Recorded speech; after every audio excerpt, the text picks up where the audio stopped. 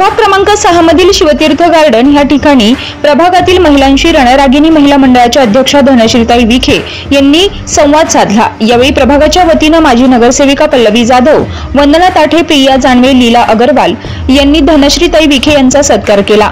ही निवडणूक अतिशय महत्त्वाची असून आपले मत हे पंतप्रधान नरेंद्र मोदी यांना पंतप्रधान बनवण्यासाठी असल्याचं यावेळी धनश्रीताई विखे यांनी सांगितलं।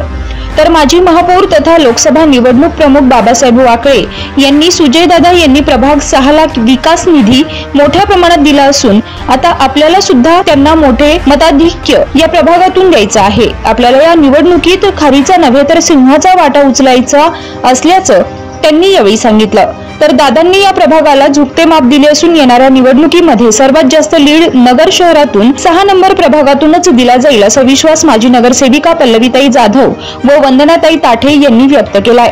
खासदारांनी आपल्यासाठी भरपूर निधी दिला, तो आपण महापौर यांच्या प्रयत्नातून आमच्यापर्यंत पोहोचला। तर इथून पुढे बी दादा येणार याची गॅरंटी आहेच आपल्याला। तरी पण मी माझ्या माता भगिनींना सांगते, जेणेकरून आपल्या जवळ जे जे आपले नातेवाईक असतील किंवा अजून कुणी असेल तर त्यांना बी माझ्या वतीने सांगा की दादांना येत्या 13 तारखेला कमळाच्या बटन दाबून कसा विजय होईल याचा प्रयत्न जरूर आपण करावा। ही माझ्या परिवाराच्या वतीने मी आपल्याला सांगू इच्छिते की आपल्या पंतप्रधान मोदी झाले पाहिजे। मोदींनी आपल्याला भरपूर सुविधा व भरपूर योजना दिलेल्या आहेत। साधारणतः कन्या योजना, 60 वर्षातील महिलांना योजना, परत श्रावणबाळ योजना, अशा भरपूर काही योजना आल्या। तर यापुढे बी जर आपले पंतप्रधान झाले तर भरपूर योजना आपण महापौरांच्या माध्यमातून, आपल्या सुजयदादांच्या माध्यमातून व आमच्या माध्यमातून आम्ही सदैव तुमच्यासाठी तत्पर उभे राहू।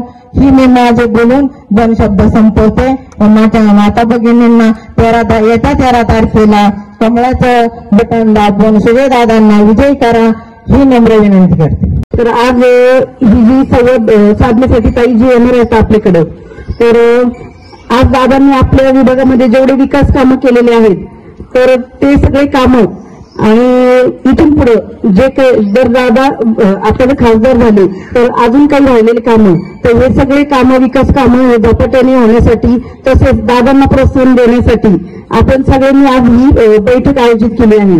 तरी सगळे उपस्थित राहिले त्याबद्दल मी सगळ्यांचे आभार मानते।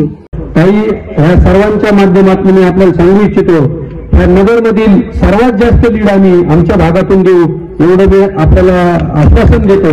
आणि ते देण्यामागचं कारण पण आहे, सुजयदादांनी या भागामध्ये भरपूर निधी दिलेला आहे। या भागावर सुजयदादांचं विशेष लक्ष आहे आणि माता भगिनींसाठी मोदीजींनी जितकं काम केलं या आधीच्या कुठल्याही पंतप्रधानांनी काम एवढं केलं नसेल, एवढं काम माननीय पंतप्रधानांनी केलेलं आहे।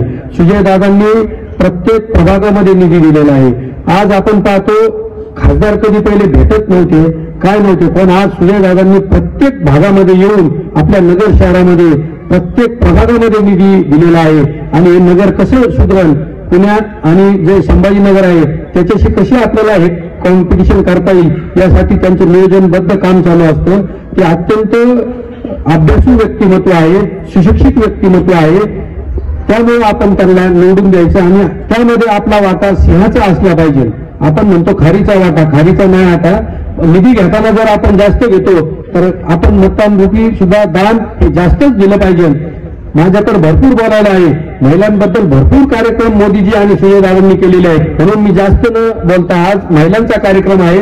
आज महिलांना मोदीजींनी 50% आरक्षण दिलेलं आहे। सर्वप्रथम तुम्ही सगळेजण आलात त्यासाठी तुमचं मनापासून स्वागत आणि धन्यवाद। आता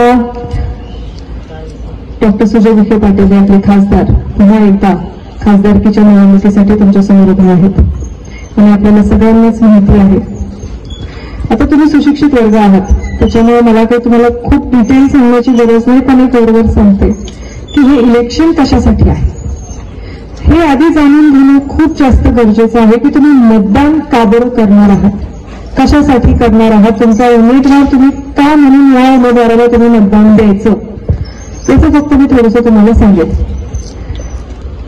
हे जे इलेक्शन आहे हे आपल्या जिल्ह्याचं किंवा महाराष्ट्राचं इलेक्शन नाही, हे भारताचं इलेक्शन आहे. यावेळी प्रभागातील महिला मोठ्या संख्येने उपस्थित होत्या.